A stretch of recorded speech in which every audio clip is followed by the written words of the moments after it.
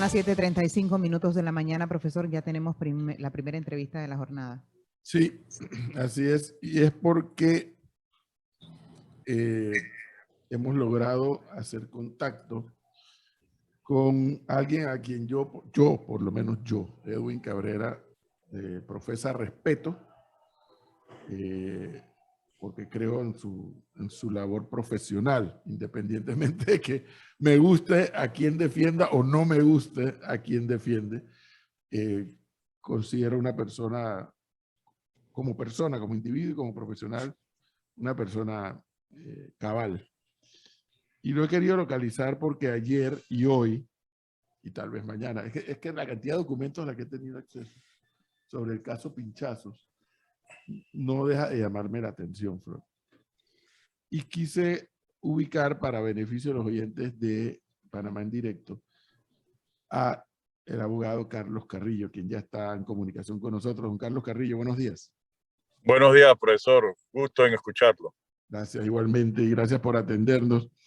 Yo recuerdo, don Carlos Carrillo, cuando yo daba clases a los estudiantes del Colegio La Salle, cuando yo entraba al tema de las garantías individuales, me acuerdo que ellos se ponían bravos cuando yo les decía, no, pero es que fíjese, la persona puede ser el asesino más grande de Panamá, pero si las autoridades no cumplen con una serie de pasos a seguir cuando lo detienen o cuando lo procesan, lo que sea, los abogados dicen que el caso se cae porque las autoridades en su momento no cumplieron. Cosas como leerle sus garantías, explicarle por qué se lo están deteniendo, todo ese tipo de cosas. Yo a todo esto con la temeridad de decir esas cosas sin yo ser abogado, pero es lo que son las explicaciones que yo he escuchado y que se transmitía a los estudiantes.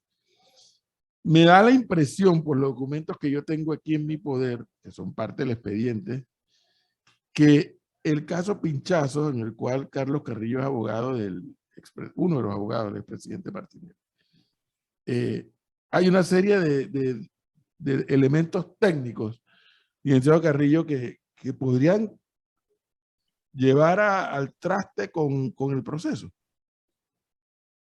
Bueno, sí, mira, más que primero comparto esa opinión, pero en el caso Martinelli es peor, porque la falta de formalidad es consecuencia de actos dolosos realizados en las investigaciones. Es decir, no se trata de un mero tecnicismo que se omitió en su momento, no, es que se hizo intencionalmente para provocar una situación de indefensión que ahora, a la luz de un juzgamiento, tanto este tribunal como el tribunal de juicio anterior dicen, lo vamos a evaluar cuando valoremos la prueba, se tomarán en cuenta estas formalidades. Mientras tanto, como esto no se saneó en el momento de la audiencia intermedia, tenemos que practicarlo. Entonces resulta que ahora salen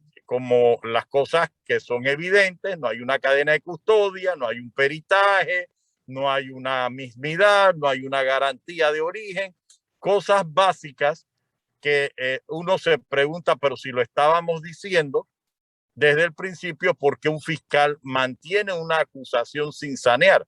Pero ¿qué tú esperas por un caso en el cual algunos todavía siguen dudando que una persona no puede ser acusada sin imputarla? Si se atrevieron a acusar a una persona bajo cualquier criterio legal, si se atreven a acusar a alguien sin haberle notificado una imputación para que se defienda, tú puedes esperar cualquier cosa del sistema. Fíjese que yo leo aquí en el documento. Con respecto a la evidencia identificada como número 3, no es posible realizar la copia o imagen forense de la misma, toda vez que el perito indica lo siguiente, abre comillas, el disco mantiene desperfectos físicos en los conectores de transferencia de información, que para efectos de este disco, el mismo es de tipo IDE, lo que indica que sus conectores de transferencia de energía y datos están fabricados de forma de pines de contacto. Sin embargo, estos se encuentran doblados, cierra comillas. En cuanto a la laptop marca Toshiba, número de serie, número tal y tal y tal, tal, no se realizó copia o imagen forense, ya que al verificarla, el perito, esta no mantiene disco duro. Esto que estoy leyendo es parte del expediente. Y supuestamente el disco duro y supuestamente el otro disco era donde estaban las pruebas. Eso es así, don Carlos. Es uno de los dispositivos de los cuales supuestamente se extrajo información. El problema está en que ahora, mira ahora, después de tantos años, es que un tribunal obliga por segunda vez al Ministerio Público a exhibir la evidencia. Pero es que eso se nos debió haber dado en la etapa intermedia cuando se pidió. Ahora, venir a ver eso es mucho más agravante, porque ahora resulta que como los pines están doblados, ni siquiera la defensa puede tener acceso. Y le adelanto, la vez pasada que nos dieron acceso a un disco, se pudo determinar que había sido hecho desde la computadora de Rolando López, entonces secretario del Consejo de Seguridad, que nadie pudo explicar por qué aparecía realizado desde esa computadora. Entonces, ¿y eso por qué se da? Porque no había contradictorio. Ahora hay dos especulaciones. Uno, no quisieron darle posibilidad a la defensa de poder verificar la trazabilidad de la prueba y dejarnos en indefensión, o dos, fue un manejo culposo de las evidencias que impiden ahora siquiera abrirla. ¿Cómo tú vas a acusar a alguien si no puedes abrir los dispositivos? Vuelvo al punto inicial, don Carlos Carrillo. Este es un tema, yo no sé, respeto la opinión de otros. Para mí este tema es muy, pero muy delicado por las implicaciones que tiene de violación a la intimidad, violación de correspondencia, violación de interceptar llamadas telefónicas, etcétera, etcétera, lo cual la Constitución advierte que cuida eso. Por elementos técnicos como este, un caso se puede caer. Sí, por supuesto, pero sí, es correcto, pero adicional en lo anterior, y disculpa, Edwin, que desvíe la respuesta, pero es que en el problema es más grave en el caso Martinelli. ¿Por qué? Porque si se decía que era un caso delicado, si se decía que había evidencia, ¿por qué no seguiste la trazabilidad a ver cómo eso llegó a la computadora del Consejo de Seguridad Nacional de una persona que era el secretario en el 2014? ¿Por qué no permitiste verificar el origen y lo que decidiste fue, hey, ¿sabes qué? Yo voy a presentar esto, culpo a Ricardo Martinelli porque era el presidente y los dejo que no puedan demostrar qué fue lo que sucedió realmente?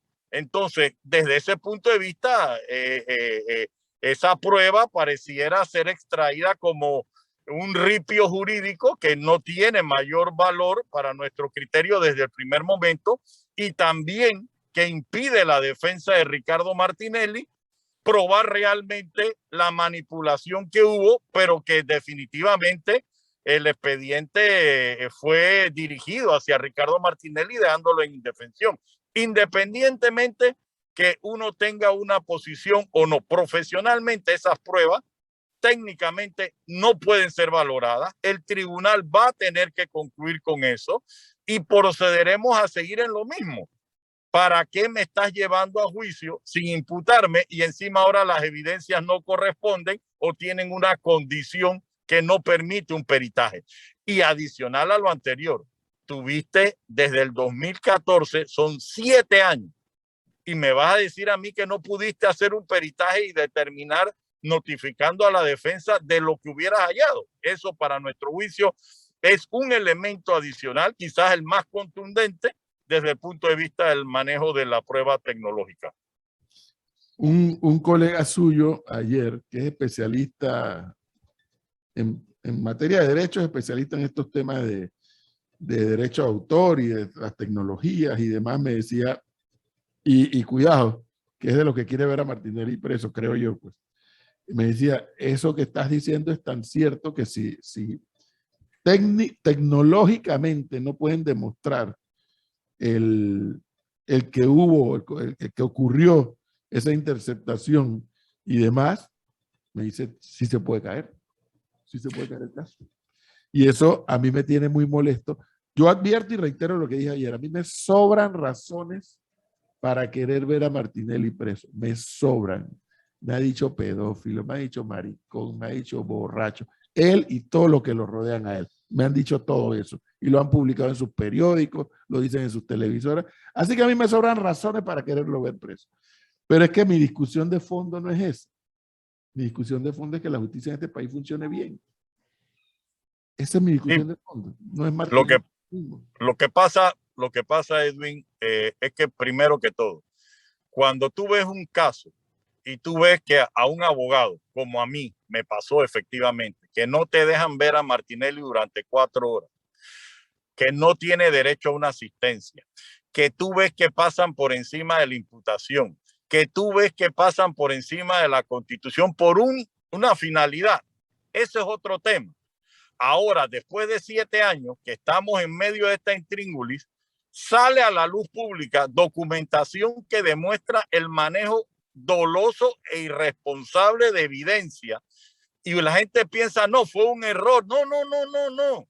Esto fue doloso. Esto se hizo con la intención de relacionar a Martinelli porque todo el mundo culpa al presidente de la República de cualquier situación. Yo no quiero entrar porque voy a desviar el objeto de la entrevista, pero lo que usted dice, Edwin, es correcto. Si a usted le ha llevado por encima de las situaciones personales a sobrevalorar esto, imagínese si se atrevieron a hacer esto, ¿qué no se atrevieron a hacer en la investigación? Vuelvo y le repito, para mi criterio, lo que uno pide es que ser juzgado de conformidad a la ley. Y en este caso es evidente que los factores reales de poder incidieron a tal punto para dejar en indefensión a Ricardo Martinelli con todo el poder que puede tener Ricardo Martinelli haciendo imperar su defensa.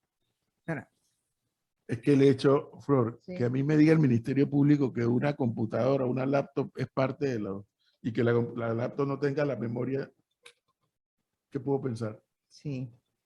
Ahora, ¿qué más pasaría, licenciado Carrillo, en este caso? ¿Va a seguir el caso así o ellos pudieran detenerse y hacer eso que dejaron de hacer, en este caso la imputación? No, Ya no se puede. ya no se puede, aquí no hay vuelta atrás, aquí ya el tribunal ha dicho que todas estas situaciones las valorará al momento de emitir su sentencia. Y como el profesor Cabrera está diciendo y se ha repetido en el día de ayer, la efervescencia era, oye, después de 7 años me vas a decir que el CD no abre o que o no hay un disco duro. ¿Dónde está esto? ¿Cómo se manejó? No hay una cadena de custodia. ¿Qué es lo que sucedió? ¿O es que creen que eso sucedió ahora? No, no, no. Eso viene y si revisan los videos de la audiencia intermedia, la defensa lo pidió y la defensa ya advertía que las evidencias no correspondían. La pregunta está, ¿tenía que por buscarse un fin terminarse de destruir un sistema judicial panameño o incluso afectar al sistema penal acusatorio? Yo, para mi criterio, los razonamientos que desde el fin de semana han estado en las redes por la publicación del profesor Cabrera y ayer en este canal y en esta radio, pues definitivamente no queda duda que ya hay la conciencia de lo que la defensa venía diciendo hace muchísimos años. No hablemos ni siquiera de estampado hash, de mismidad, de identidad, de integridad de la prueba. Hablemos simplemente que ni siquiera se puede abrir. Ese es el problema grave que tenemos ahora. Y ahora va a resultar que el tribunal dice, ¿sabes qué?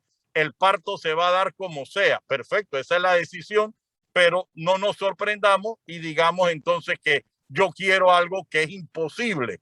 Ya no jurídicamente de fondo, sino procesalmente. Y peor aún, no me importa que esto se dio, pero Martinelli es culpable. Entonces, ¿Para qué tenemos todas estas situaciones si al final del día, créannos, la defensa decía, esto se está manipulando porque no se quiere dar el derecho a defensa de Ricardo Martinelli? Y así sucedió. Imagínense que esto tiene en el medio una solicitud de extradición cumplida por Panamá. Y aquí se daña es la imagen del sistema judicial panameño a nivel internacional. Pero por encima de eso está, como decía el profesor Cabrera al inicio de esta entrevista, los derechos fundamentales que todo el mundo le gusta hablar, pero al momento de otorgarlos, pocos quieren respetarlo cuando tienen el poder. ¿Quién responde por esto en el Ministerio Público? Es institucional, porque lamentablemente esto comenzó en el Ministerio Público en el 14, que todo el mundo sabía que esta investigación iba contra Ricardo Martinelli, que era Parlacén, y lo adelantó un fiscal auxiliar. Después vino y fabricaron un fiscal en la Corte, que es un sistema que constitucionalmente está legalizado, pero que en la filosofía del derecho es imposible que el que me acuse sea parte del tribunal y que el tribunal sea mi investigador, pero así lo dispusieron los constituyentes del 2004 y esa situación ha complicado. Y al final del día le tiran el fardo al sistema penal acusatorio, que gracias a Dios por lo menos no va a dejar empantanado el caso y tendremos que evacuar esta situación contradictoria por segunda vez. Pero si el sistema no lo evacúa, créanme que va a ser un conflicto de más graves repercusiones negativas. Licenciado Carrillo, para finalizar, porque sé que tiene un compromiso ahora, pero en el caso Pinchazos, ya hay dos condenados, el señor Garús y el señor Pérez. Y lo cierto es que el jefe del Consejo de Seguridad es el presidente de la República. O sea, ¿cómo agarramos esto? Es que si vamos a tirar la teoría que lo que suceda en la administración pública es responsabilidad del presidente, uno, desconocemos la propia Constitución, que en su artículo 191 dice por qué responde el presidente y no responde por casos normales. Segundo, porque estamos buscando una finalidad política de responsabilizar al que tiene el cargo coyunturalmente, políticamente, no por sus actos, sino por un deber legal que no existe. El presidente no puede estar siendo responsabilizado por lo que sucede en una escuela, o el ministro no puede ser responsabilizado por lo que sucede en un depósito.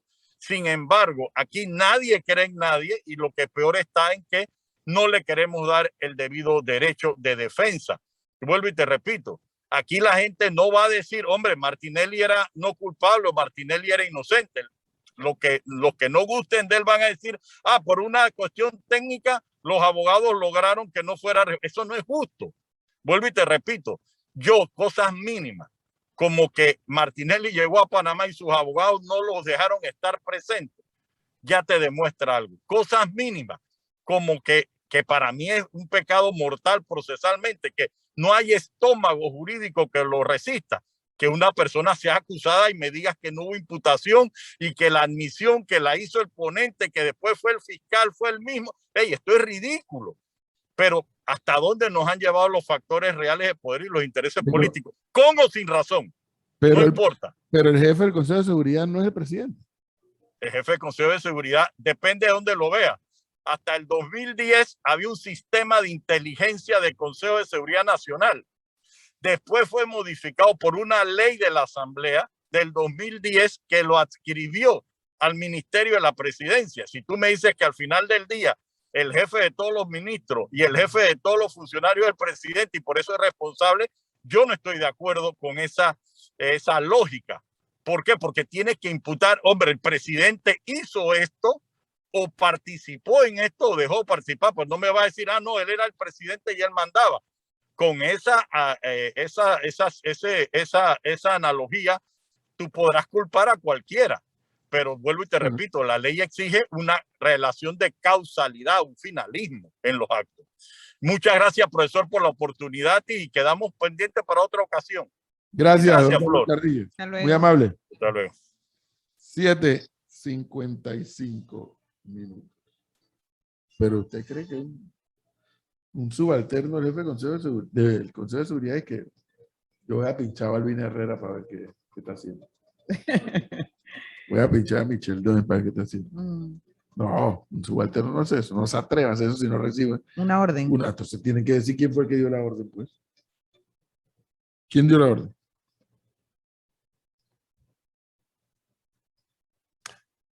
Él era el presidente del consejo, él era el presidente, no, debe ser, él era el presidente del Consejo de Seguridad y él fue el que cambió la ley. No es por el solo hecho de ser el presidente que se le procesa, dice este oyente. Bueno. Oiga, lo que tengo ganas de hacer, Flor, es que todo este documento, porque yo no puedo estar leyendo aquí todos los días como si fuera una telenovela. Yo lo ayudo. No, subirlo a panamaendirecto.com. Sí. A ella le gusta la Sí, vaina. sí. Déjalo, que quiere Oiga, leer. leímos la otra vez la telenovela de Odebrecht, como 2 semanas. Dios la vida.